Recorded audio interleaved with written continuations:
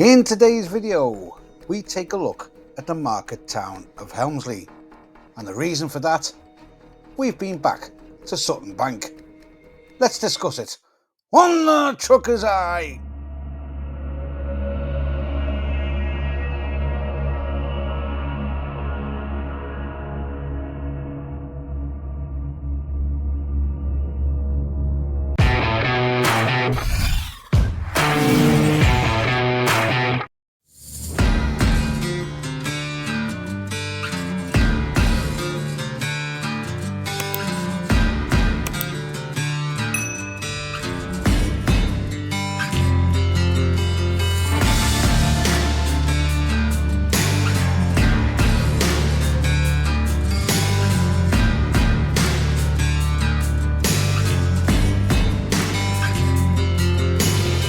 We're beginning today's video 7 miles east of Sutton Bank in the lovely, quaint, picturesque market town of Helmsley. 6 to 8 weeks ago I made a video which has done really well. So far it's received nearly 45,000 views and is all about Sutton Bank in North Yorkshire. In a strange twist of fate, I have ended up going back up and down Sutton Bank 4 times in the car just this week. And whilst I wasn't planning on making a sequel to that Sutton Bank video, things got a little bit eventful on Sutton Bank once again, and we'll get to those events very shortly. I was, however, going to take the opportunity of being back in the area to make a video for a friend. He had seen the original Sutton Bank video, and as he hadn't been up this way for a long time, he asked me if I had any footage of the market town you pass through after you go up Sutton Bank. So with the events I caught on Sutton Bank itself, and this, what was supposed to be a private video, I thought I could actually make a great video for the channel. Helmsley itself sits on the River Rye, and the town still retains its medieval layout around its marketplace.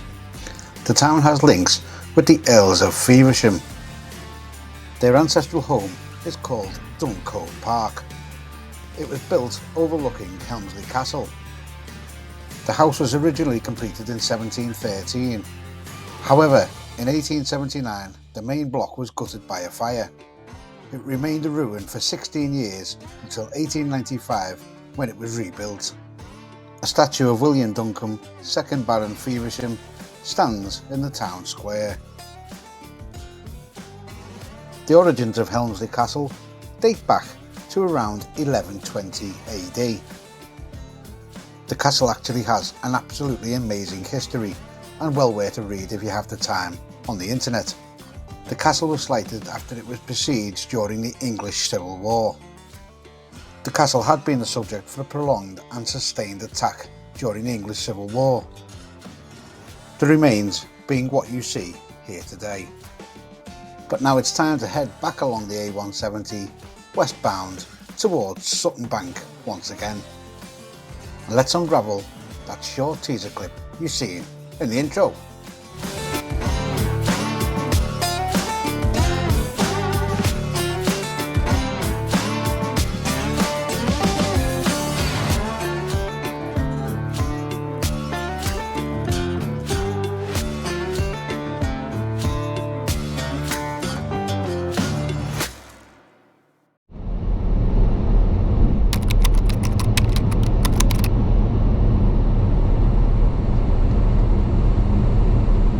So here we are on our first ascent of Sutton Bank, and as we head up towards Sutton Bank you'll notice that there's a little bit of traffic.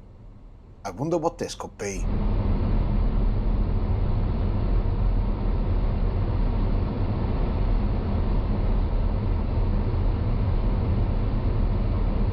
Now as you can see we are coming up on a lorry carrying a static caravan.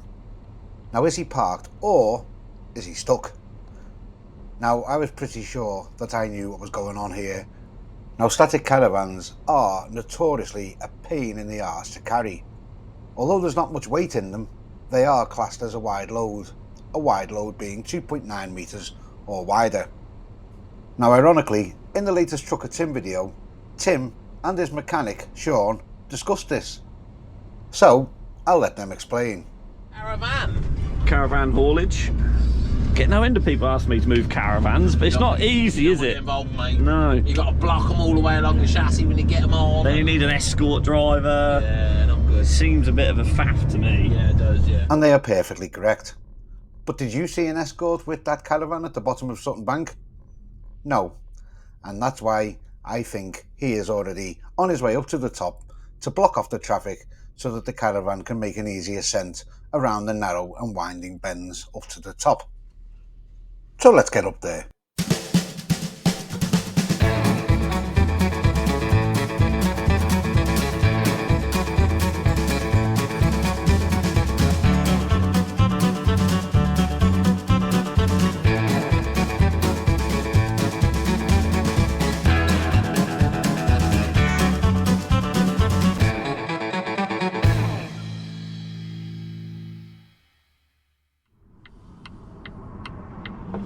It's no surprise to me that it's a truck that sensibly leaves the junction clear.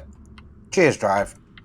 And this is me turning right to head westbound and back down Sutton Bank towards where our caravan was. And as you can see, like clockwork, here he comes with his escort who has held up all this traffic. And that was perfectly done. I then went about my business, only to be back here within a couple of hours once again. So I was on my final descent, and I thought I was on my way home. With being on my way home, unfortunately, I decided not to film the descent. But whilst making the descent, I saw a vehicle travelling the opposite direction, and I thought, there may be trouble ahead. My fears were then confounded by this van giving me a flash of the lights to warn me of something that might be in front of me. And sure enough, we stumbled across this poor fellow having to back down the hill. Now, as you can see, I've left plenty of room between myself and the truck to let him do what he needs to do. At this point, I'm not sure whether he's going to keep coming down in this lane or move on to the other side so he is going with the traffic. It's also at this point that I serve as a bit of a buffer for the traffic coming up behind us.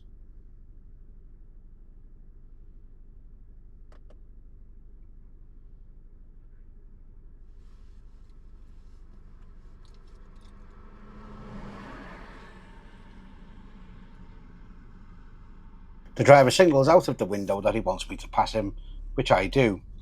I also know that there is a turning circle just ahead of where he is. And with being a truck driver myself, I thought I'd get into the turning circle and see if I could help the driver in any way possible. However, another truck driver had already had the same idea, so I continued up the hill.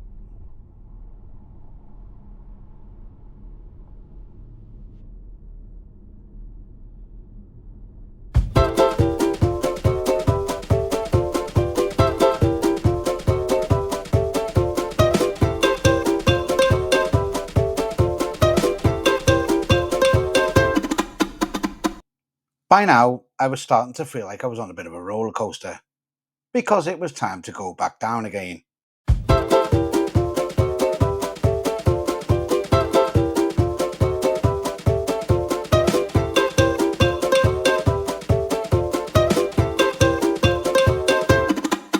And here comes the helpful trucker who had stopped to help. But we're still being flashed by cars who are coming the opposite way. So where is this wagon and drag?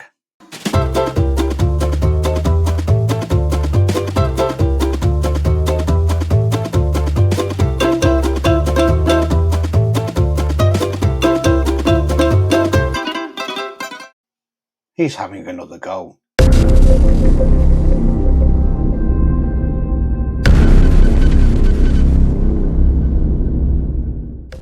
Now, I'm going to be honest at this point. I don't think he's going to make it up on this second attempt. What do you think? Anyway, let's get back down the road and turn round and come back, because if he doesn't make it, I'm always there to help.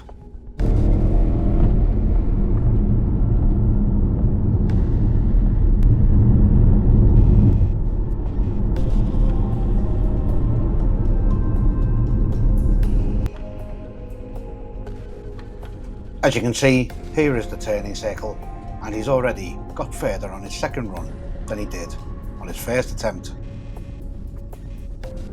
As you'll notice, the vehicles in front are slowing right up. Does this mean that there is another stuck truck, or is he still going? But you just might be able to see, heading round the corner in the distance, he's still going. The problem ahead is that famous 180-degree hairpin bend.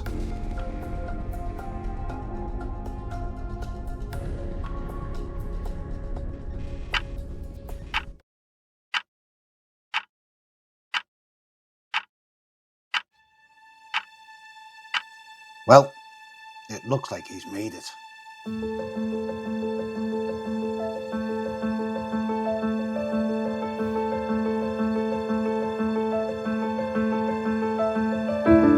And this can be a metaphor for a lot of people.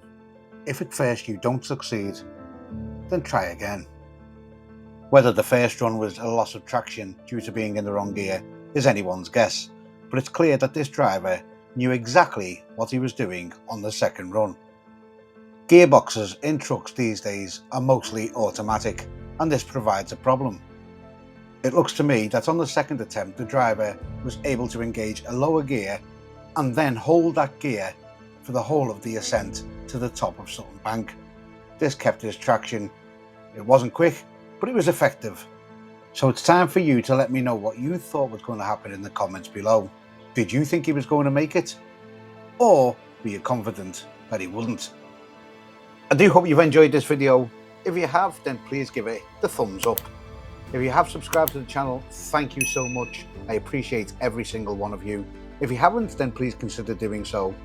And I'll see you next time on The Trucker's Eye. And I'll leave you with a few more shots of the rest of this climb.